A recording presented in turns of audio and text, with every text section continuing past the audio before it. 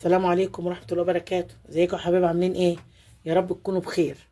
النهارده هنعمل بقى كشري اهوت عدس اصفر، حلو للسقعة وحلو مغذي ومدفي وجميل اهوت. كوبايتين رز وكوباية عدس، وادي البصلة وهنعملها معاكم حمارة مع بعضينا، وهشوف مغذي وحلو ومغمس نفسه وجميل برضو، جنب بيض محمر جنب طماطم مخللة، وهنعملها مع بعض ان شاء الله. اهو يا حبايبي شويه زيت اهمت، وهحط البصله اهوت وهنعملها مع بعضينا اهمت. هصفرها كده معاكم، وهحط حبه نطره توم صغيره يجي فصين كده اهوت يا حبايبي اهو. وهنسلق البيض برضو جنبيه، وهوريكم برضو اصفرها شويه كده واوريكم. وما تنسوش تصلوا على النبي بقى يا حبايبي. اهو يا حبايبي اللون اهو حلو كده بتاع البصل اهو، عشان ميبقاش غامق في الرز اهو كده حلو قوي.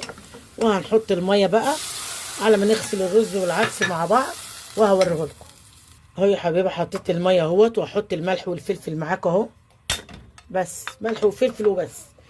وهيغلي كده الميه، وعلى ما اغسل العدس اوريه لكم، الرز والعدس. اهو يا حبايبي الميه غليت اهوت، وغسلت الرز معاكم بالعدس، هسقطه اهوت معاكم. حلو الكشري الاسكندراني ده جميل ومغذي، وجنبيه دي طماطم مخلله بيض مسلوق حلو قوي برضو. ماشي يا حبايبي اهو، ادي الرز اهو، يا دوبك الميه طلعت هي يا دوبك عليه، وهيستوي وريه لكم.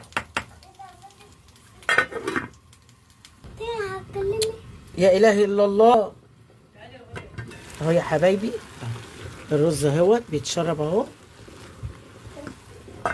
وهوريه لكم اما يستوي. اهو يا حبايبي خلص اللي هو الكشري الاصفر اهوت، عدس الاسكندراني او كشري الاسكندراني اهو يا حبايبي اهوت. وطعمه مفلفل اهو، شكله مفلفل اهو، وادي الفلفل مقلي، وادي الطماطم المخلله جميله ازاي، وادي البيض المدحرج اهوت. وهوريكم الرز دلوقتي مفلفل ازاي اهو يا حبايبي اهوت اهو. بصوا الرز، بصوا اهو مفلفل اهو، مش معجن ولا حاجه، ناكله كده بالبيض طعمه تحفه وجميل اهو. شايفين يا حبايبي؟ والف هنا وشفا. اشوفكم في فيديو جديد، وصلوا على الرسول.